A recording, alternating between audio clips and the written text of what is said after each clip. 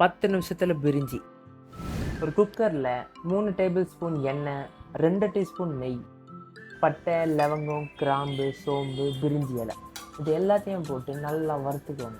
Slice பண்ண 4 வெங்காயம், 4 பச்சை மிளகா, 1 டீஸ்பூன் உப்பு போட்டு நல்லா வதக்கிக்கோங்க. வெங்காயம் லைட்டாக வதங்கினதுக்கப்புறம் ஒரு 2 டீஸ்பூன் இஞ்சி பூண்டு பேஸ்ட் போட்டு அந்த பச்சை வாசனை போகிற வரைக்கும் வதக்கிக்கோங்க.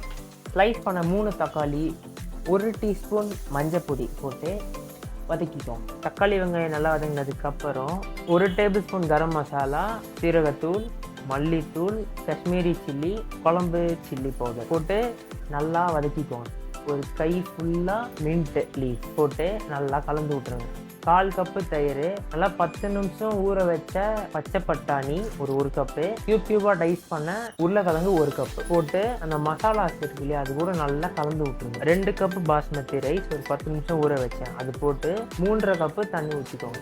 கொத்தமல்லியை இந்த மாதிரி கட் பண்ணி போட்டு கிளந்து விட்டு உப்பு செக் பண்ணிவிட்டு குக்கரில் ஒரு 3 விசில் வச்சிங்கன்னா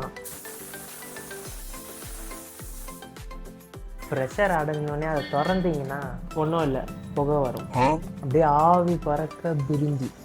ஒரு நான்வெஜ், ஒரு வெஜிடேரியன் பிரியாணிங்க. எந்த ஒரு கறி போடாத ஒரு பிரியாணி டேஸ்ட் இருக்கும் உங்களுக்கு. அதில் தட்டில் போட்டு தொட்டுக்க ரைத்தா, உருளைக்கிழங்கு சிப்ஸை வச்சு சாப்பிட்டிங்கன்னா சூப்பராக இருக்கும். மற்றவங்க சொல்கிற மாதிரி குக்கிங்கில் நாங்கள் லவ்வாக கலக்க மாட்டோம். நாங்கள் ஃப்ளேவரையும் அரோமாவே வச்சுன்னு வருவோம். அதுதான் ஃப்ளேவர் வரும். பை.